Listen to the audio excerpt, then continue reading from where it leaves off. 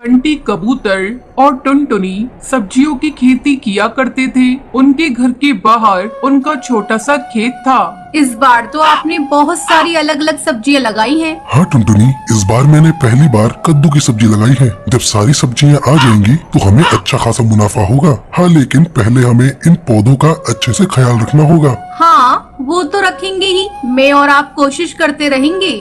टुनटुनी और बंटी कबूतर मिलकर अपनी सब्जियों के खेतों का बहुत अच्छे से ख्याल रखते थे। उनके खेत ही उन दोनों की कमाई का जरिया थे। धीरे धीरे उनके पौधों में सब्जियां लग गई। ये देखकर वो दोनों बेहद खुश थे।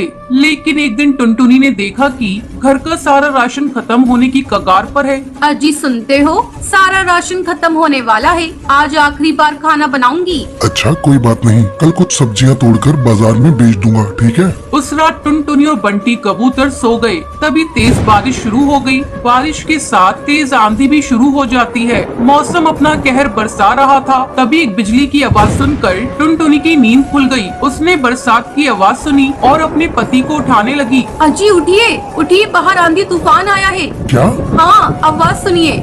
जब बंटी कबूतर डाल पर आकर देखता है, तब तक तेज आंधी से सारे पेड़ पौधे उखड़ चुके थे। टुनटुनी, सारे पौधे उखड़ चुके हैं। हे राम! आप पहले अंदर आइए। बंटी कबूतर घर के अंदर आया और उसने दरवाजा बंद कर दिया।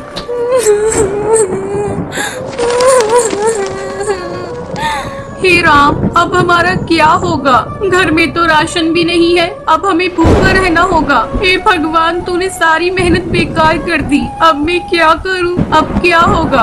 रो मत टुनटुनी, कुछ न कुछ जरूर होगा, लेकिन हमें भूखे मरने की नौबत नहीं आएगी। मौसम की मार से उनके सारे पौधे खराब हो चुके थे। ये सोचकर वो दोनों परेशान थे और सुबह हुई और मौसम का कहर रुक गया। आंधियां बंद हो गईं। फिर टुनटुनी और बंटी कबूतर अपने खेत में आए। यहाँ तो सब कुछ तितर बितर हो चुका है, सिवाय इस कद्दू के। तभी उनकी नजरों के सामने एक बड़ा सा कद्दू चमक रहा था। मैं सोच रही हूँ, इसे बेचकर ज्यादा पैसे तो नहीं मिलेंगे। क्यों ना हम इसे घर में ही रखें। कम से कम इसकी सब्जी बनाकर कुछ रोज हम दोनों का पेट तो भर सकता है। हाँ, तुम सही कह रही हो टुनटुनी, चलो इसे अंदर ले चलते हैं। बंटी कबूतर ने उस बड़े से कद्दू को उठा लिया और दोनों घर के अंदर चले गए। बंटी कबूतर ने कद्दू को रसोई में रख दिया। मुझे चाकू देना टुनटुनी। टुनटुनी ने बंटी कबूतर को चाकू दिया और जैसे ही बंटी कबूतर ने उस बड़े से कद्दू को चीरा तो उसमें से चिड़िया के बच्चे की रोने की आवाज आने लगी। ये क्या? आप आराम से चीरिए। बंटी कबूतर ने आराम से कद्दू को चीरा तो उसके अंदर उन्हें एक छोटी सी चिड़िया की बच्ची दिखी। है, ऊपर वाले कद्दू में ये बच्ची कैसे आ गई? ये कुदरत का करिश्मा है। हाँ, लगता है इसे भूख लगी है। इसके लिए थोड़ा दूध ले आऊं, पर घर में तो दूध भी नहीं है। एक काम करती हूँ, पड़ोस की हरी काकी से ले आती हूँ। जब तक आप इसे संभालिए। टुनटुनी दूध लेने पड़ोसन के घर चली गई और यहाँ बंटी कबूतर चिड़िया के बच्चे को देखने लगा। भला कद्दू के अंदर ये चिड़िया का बच्चा कैसे आ गया? लगता है ये कोई मामूली चिड़िया नहीं है, जरूर एक करिश्माई है। कुछ देर बाद टुनटुनी दूध लेकर आ गई। टुनटुनी ने जैसे ही बच्ची को दूध पिलाया, वैसे ही उसके पंखों से सोने के सिक्कों की बारिश होने लगी। सोने के सिक्के देखकर बंटी कबूतर और टुनटुनी दोनों हैरानी में पड़ गए। कहीं ये ख्वाब तो नहीं? नहीं, ये सब हकीकत है। ये चिड़िया कोई आम चिड़िया नहीं है, ये जरूर कोई जादुई चिड़िया है। अब हमें क्या करना चाहिए?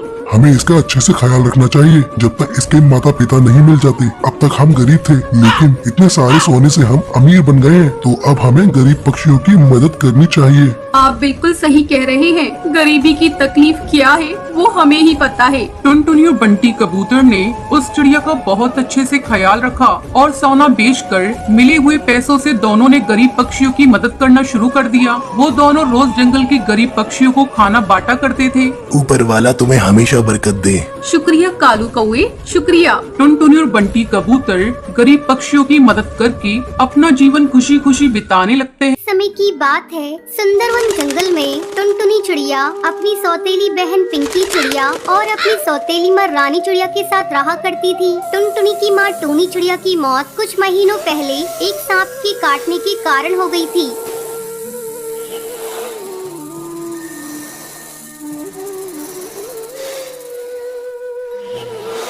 तब बंटी कबूतर एक विधवा चिड़िया से शादी कर लेता है। पिंकी चिड़िया उसी की बेटी थी। पिंकी चिड़िया टुनटुनी पर बहुत अत्याचार करती थी। एक दिन टुनटुनी खाना पका रही थी, तभी पिंकी वहाँ आती है और टुनटुनी से कहती है, मैंने तुझसे चाय मांगी थी, तूने अभी तक मुझे चाय नहीं दी। दीदी ये देखो, मैं चाय ही बना रही हूँ, जैसे ही चाय उबल जाएगी मैं आपको लाकर देती हूँ। थोड़ी देर बाद टुनटुनी चाय लाकर पिंकी को देती है। चाय पीते ही पिंकी टुनटुनी पर चिल्लाने लगती है, ये तूने चाय कैसी बनाई है? इसमें तो चीनी बिल्कुल नहीं है, ले इसे तू ही पी ले। इतना कहकर वो उस चाय के प्याले को फेंक देती है। पिंकी चिड़िया का गुस्सा देखकर टुनटुनी रोने लगती है।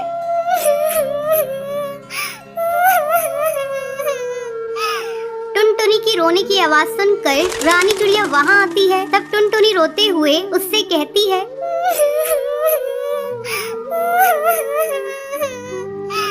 माँ ये देखो, दीदी ने सारी चाय फेंक दी। आहा टुनटुनी, तू मेरी बेटी की शिकायत मुझसे मत किया कर। चल अब चल कर सफाई कर। टुनटुनी को पूरा घोंसला साफ करना पड़ता है। दिन भर काम करने के बाद टुनटुनी रात को अपने घोंसले में जाती है और अपनी माँ की तस्वीर के सामने फूट फूट कर रोने लगती है।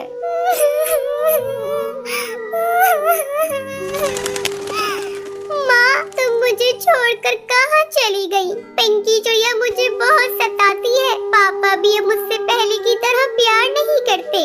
वो रोते रोते सो जाती है। अगले दिन पिंकी चिड़िया स्कूल जाने के लिए तैयार हो रही थी। अरे महारानी, मेरा स्कूल ड्रेस कहाँ है? तूने प्रेस तो कर दिया है ना? पिंकी के चिल्लाने की आवाज सुनकर टुनटुनी वहाँ आती है और कहती है, नहीं दीदी, कल मेरा हाथ रोटी बनाते समय जल गया था, इसलिए मैं प्रेस नहीं कर पाई। तू खा खा कर मोटी हो गई है, तुझे चर्बी चढ़ गई है, अब तुझसे कोई काम नहीं होता। माँ इसे अभी इसी वक्त घर से बाहर निकालो, अब ये हमारे किसी काम की नहीं। तब रानी चिड़िया पिंकी से कहती है, बेटा अगर हम लोगों ने इसे घर से बाहर निकाल दिया तो इसका बाप हम लोगों को भी घर से निकाल देगा। इसका दूसरा इलाज है मेरे पास। इसी तरह कुछ दिन गुजर जाते हैं। अब रानी चिड़िया टुनटुनी को खाने के लिए बहुत थोड़ा सा खाना देती थी। धीरे धीरे टुनटुनी कमजोर होती जा रही थी। एक दिन रानी चिड़िया टुनटुनी से कहती है, टुनटुनी जा कुएं से पानी भर ला, पीने का पानी खत्म हो गया है। माँ मैं कुएं से पानी कैसे निकालूंगी? मैंने कभी कुएं से पानी नहीं निकाला, मैं कुएं में गिर जाऊंगी। तू डरती क्यों है? तेरे साथ पिंकी चिड़िया भी जा रही है।